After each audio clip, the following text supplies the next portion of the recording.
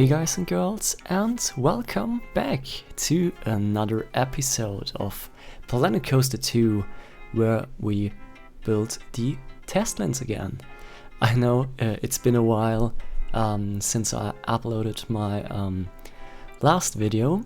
Had a pretty busy week at work, got a bit sick in the meantime, but here we go again, and this time with an extra long episode just for all of you. So why don't we just hop in? We'll start off with some path work, because I thought, okay, the park in general needs like an entrance plaza, and I just wanted to see how that could look like, so we're just doing little path work there. I was thinking about a roundabout, which leads to a few different themed areas. In this case, I think the Testlands would be like the first major one you go to if you go like clockwise. And since it's like a different theme than the entrance area itself, I made sure to choose another path color to make it like visible when you enter like a new zone. So yeah, that's all the pathing work we've done, but we're gonna include our first major coaster in this episode, because this game isn't called Planet Coaster for nothing, and I thought including a coaster would like structure the area itself a bit more before we expand it more, if that makes sense. So yeah, I choose to create like a little, I guess it's a Gerstlauer coaster. I'm a bit of a coaster nerd, but not... Okay, I'm a big coaster nerd, but I don't have like all the different types and models and series in mind at the get-go. I know there's a lot of crazy coaster enthusiasts out there, especially in the Planet Coaster community, which can correct me there, but yeah, I choose a Gerstlauer model, and I always love to include a little bit of an interesting start, I'd say. So I could have gone just straight off out of the station, make a right-hand turn and then into the lift hill, but I choose to create this little hardline roll right after the get-go, and this like vertical lift is gonna be a crane in the end, because I had the idea to create Rusty's Scrapyard coaster. So the general theme is gonna be, Scrapyard. Quite fitting.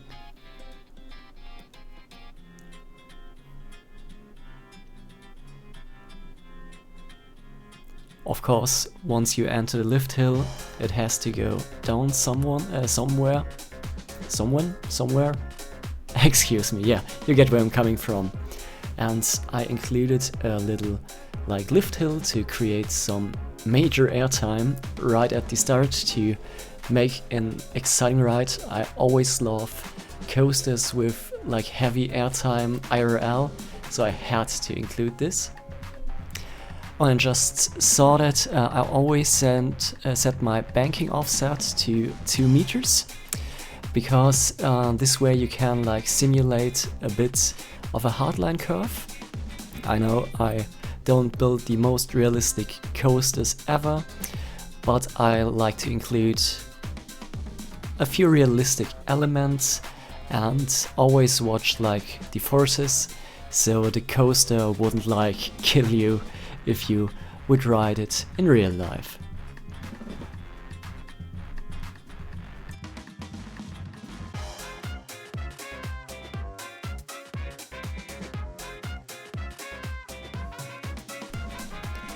And you probably have noticed that I always check the coaster from the guest perspective, so the right perspective POV, because that way I can see if a corner or a turn needs some more banking or smoothing or stuff like that, and I always do this while building. So here you see I created a hang time stall, which I love in real life as well. I think the best example for that, for a coaster I've ridden personally, would be Voltron in Europa Park, because you have like a crazy hang time stall right after I guess it's the second launch. So that's always exciting, and you get, I think it's just a second of total hang time up there on Voltron, but while riding it always feels longer than that. So yeah, I love these elements. Of course I had to include one as well. And another thing I like to do is build my inversions custom.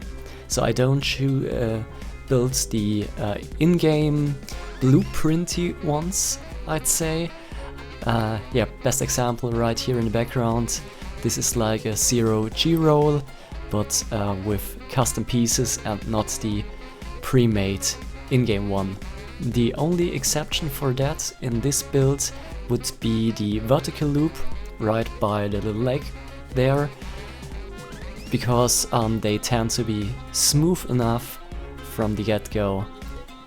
So yeah, that's the only non-custom inversion.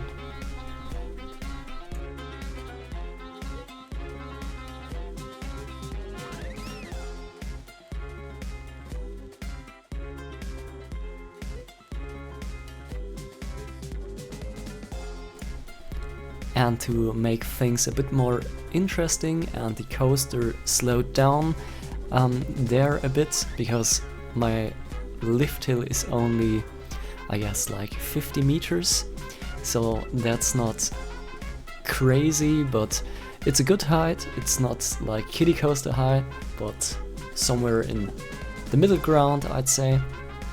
So we're losing a bit of speed there, so I included a little launch track, and I tend to do these like with an upward going angle, like on what's the coaster called again? Was it Maverick?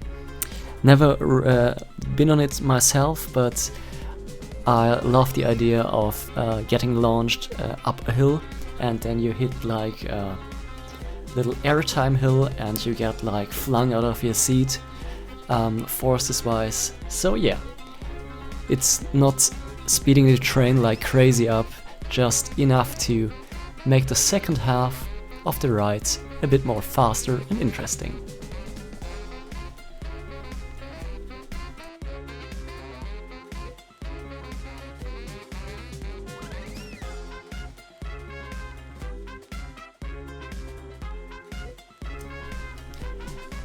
When I work in a park file and not with only a blueprint, I always do terrain work right after I'm happy with the layout. I wasn't happy that like the coaster supports went into the water there, so I made sure to fix that pretty quick.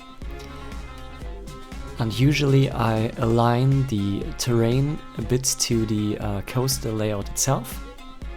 And if it's fitting, I include like a little tunnel like we have seen right after the little 0G roll back there. So that would be a fun element to decorate in the future, and I don't want to even imagine how many episodes it will take to probably design or decorate is the better word for that, design and decorate around this coaster, because it has a bit of a huger footprint, I'd say, so it could take a few episodes, but as you know me, we always go from one thing to another, work there a bit. This is like my usual building style, and yeah, I just need some I'm searching for an English word again. So yeah, I add the word I'm looking for in post-production, so thanks from post-production.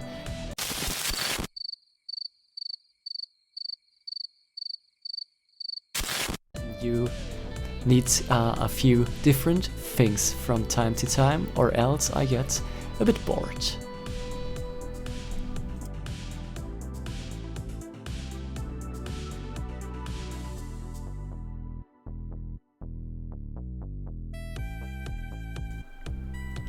Right here I'm using the terrain paint options with the little brushes, and since we already included like this little sandy structure and like a bit of a mud texture, it felt natural to add these colors throughout the whole coaster layout as well.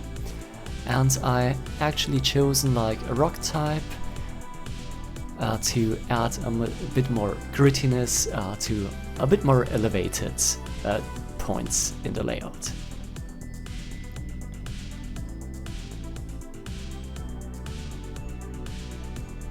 And another thing I like to do very early in the process is to lay down my queue and the exit path, so I'm always aware where they are regarding the whole setup of the coaster and its surroundings, so I can keep that in mind every time I do like scenery stuff, building like little buildings and so on and so on. As I mentioned before, I usually ride my coasters during the building process, like at least 20 times I'd say. I made sure to cut out these mostly out of this recording, because else it would be kind of boring. So you get a non-speed up version right now. Have fun.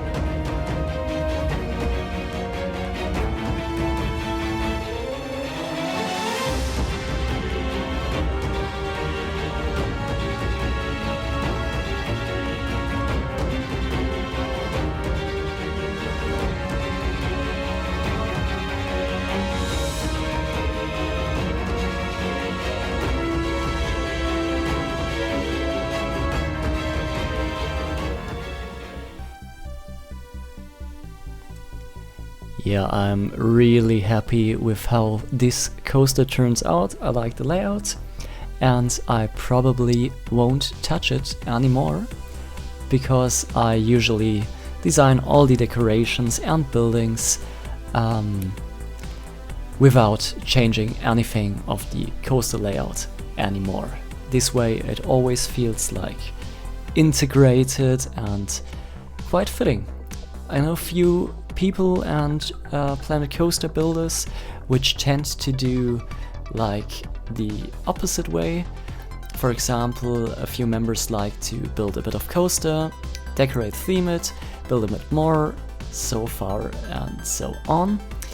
But I seen the approach of getting all the scenery first and then trying to manage the coaster through that all, which is in my eyes a bit more limiting than the approach I do.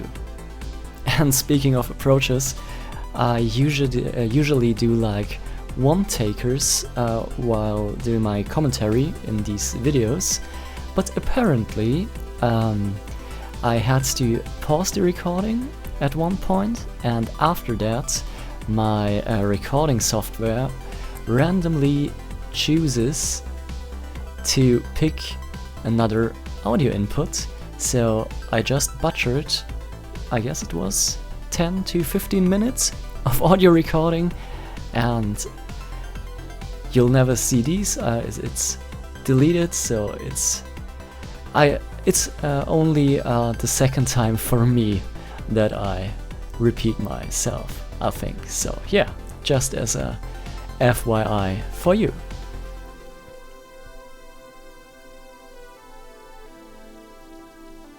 Now we're starting to set up the set crane properly, so I'm more than thankful that all these scaffolding items and pieces are scalable to 500%. I'm not sure if that's the case for all of them, but those I've chosen, like these side steel beams, these angled steel beams, these trusses and these truss bases, they're like scalable to 500%, which is very awesome and piece count saving. I mean, the structure you see here is in the end probably just 60 to 70 pieces. You see results fast. And yeah, but in this episode I'm not gonna finish this crane. I just finish it up with a little platform up there, and I really have to think of a way on how to integrate such structure in our rusty sci-fi build style. I mean, I could try to recreate like a realistic one you see on every construction site, but that wouldn't be like fitting the theme very well.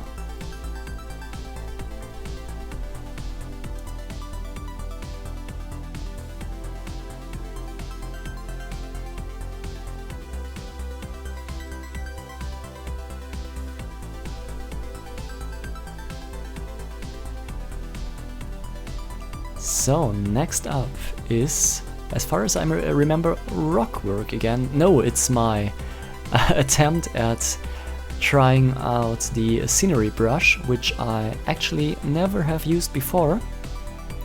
It's a pretty fast way to add a lot of pieces by a simple brush stroke, but spoiler alert, I'm gonna delete everything I have done with this brush, as you can see in a few minutes or seconds even, because somehow, even if I turned on the random rotation, the minimum scale and the maximum scale, the object spacing, I messed with that for a bit, but I was like not happy with the outcome at all. So I'll stick to my roots and just go by the method of placing every single rock down on my own. And speaking of that, you see me a bit, cheating right here, because I copied like a group of already existing rocks and just adjusted them manually a bit. This way you see like progress a bit faster than having to place down every single one again. The only goal, or my only rule of thumb there, is I don't want to feel it repetitive. I'm sure I mentioned that a lot of times before in the series, but you always see repetitiveness first, if that makes sense. And in this attempt I made sure to avoid that as always.